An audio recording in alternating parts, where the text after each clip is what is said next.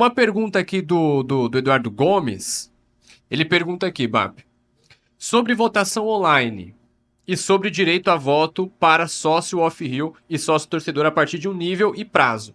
E quanto tempo o plano de sócio torcedor detalha? Cadê? Não, e quanto... E quanto ao plano... Ah, tá. E quanto ao plano de sócio torcedor, seria um plano mais amplo de consumo rubro-negro, ou seja, ingressos, camisas, cartão, conta digital, consumo e produtos, etc. Vamos lá.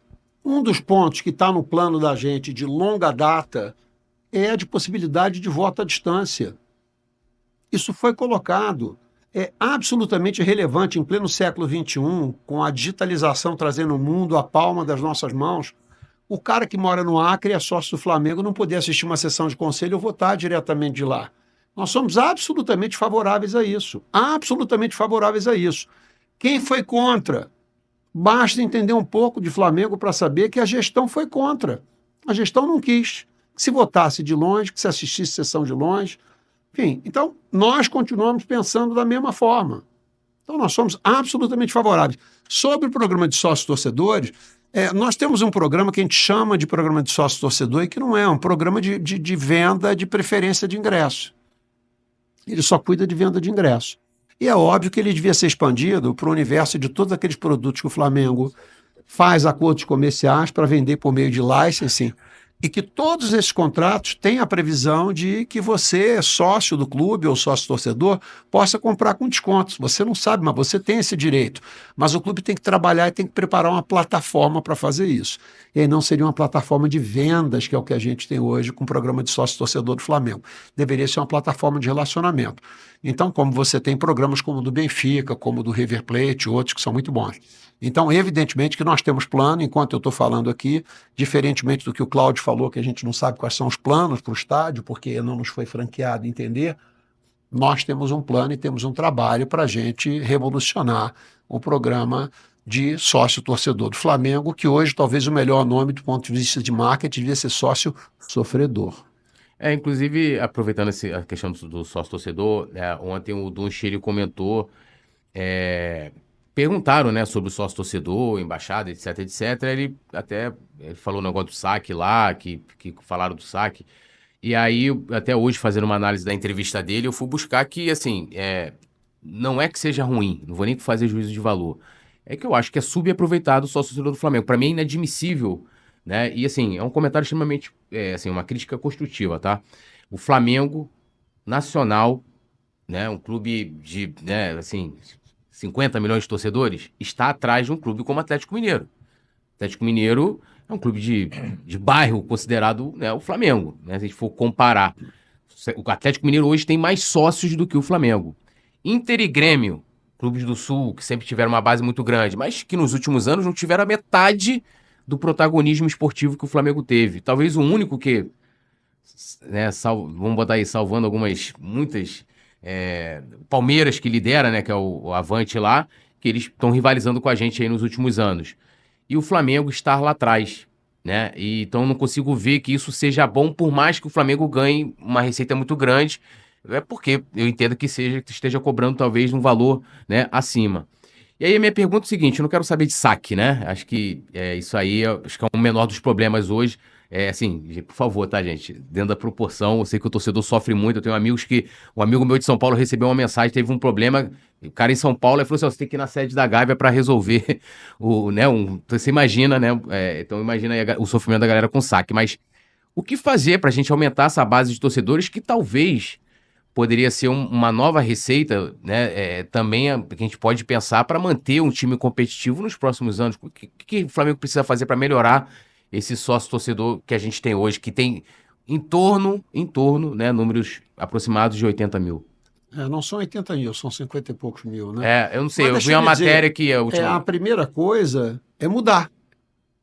É mudar. Uma das coisas que tem que mudar é isso. Você tem que deixar de ser uma plataforma de venda para ser uma plataforma de relacionamento.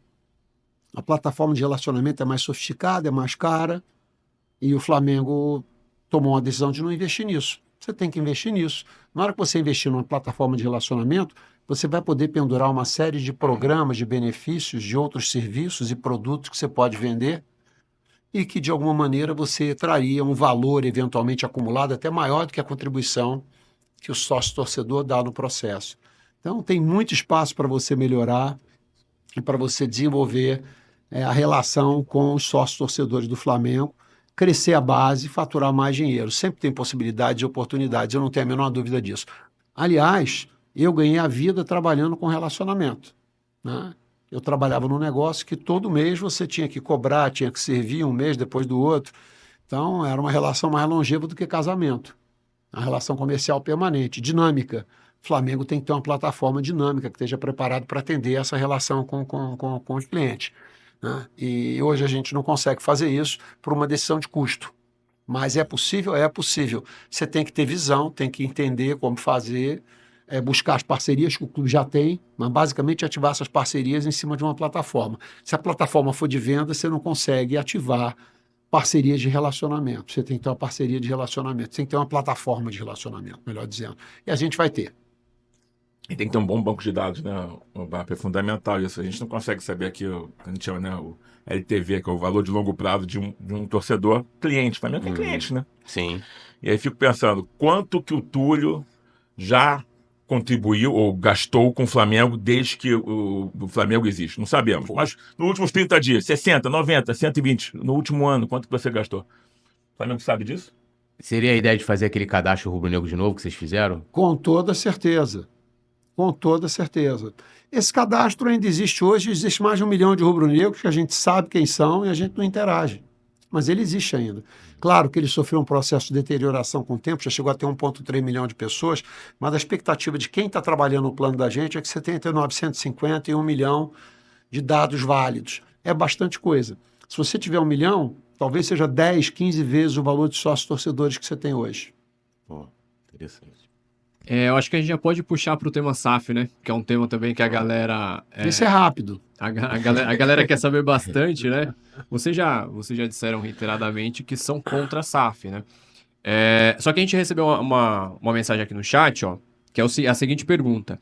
Apesar de falar que é contra a SAF, o Cláudio levou uma proposta em novembro de 2022 para o Flamengo vender 50% do clube para investidores através da empresa dele, a Win The Game e BTG Pactual. Como dizer que são contra a SAF? Porque é mentira. Como é que eu defendo, como é que eu contra-argumento que é mentiroso? A Win The Game é uma empresa que a BTG, a holding da BTG tinha 50% da empresa. Eu nunca recebi uma proposta. O Flamengo nunca recebeu uma proposta de venda de 50%. Jamais. No entanto, o Flamengo, Clube Flamengo, da atual gestão, com o atual presidente, contratou a Win The Game, no contrato que ele assinou, portanto, para que a gente fizesse pesquisas de mercado relativa ao tema de sociedade anônima do futebol e para que fizéssemos pesquisas, na verdade, em relação à sociedade anônima do futebol, ele contratou a BTG. A Win The Game contratou para o projeto de uma possível a valorização da marca do Flamengo internacionalmente, visando a possibilidade de aquisição do Clube Tondela. Quem contratou foi o Flamengo, então ele tem que explicar o que ele queria com isso. Aí ele contratou, e ele mesmo decidiu que não valeria a pena comprar um clube da primeira divisão de portuguesa. Eu não estava comprando, o dinheiro não é meu. Quem me contratou foi o clube, ele que assinou o contrato. Ele não quis. Agora parece que ele mudou de ideia, resolveu que não valia a pena comprar um clube de segunda divisão e não de primeira divisão. Então ele que tem que explicar, ele que me contratou. Então, eu só entrego que a Win The Game, que já não existe, eu já saí dela, é por isso que eu posso participar do processo. Ela existe para atender as demandas que lhe são solicitadas pelos seus contratantes. No caso, qualquer coisa que foi entregue ao Flamengo foi por demanda do contratante. Eu não posso entrar em detalhes dos estudos que foram feitos, com dever de sigilo, mas posso informar da existência do contrato, não do seu teor.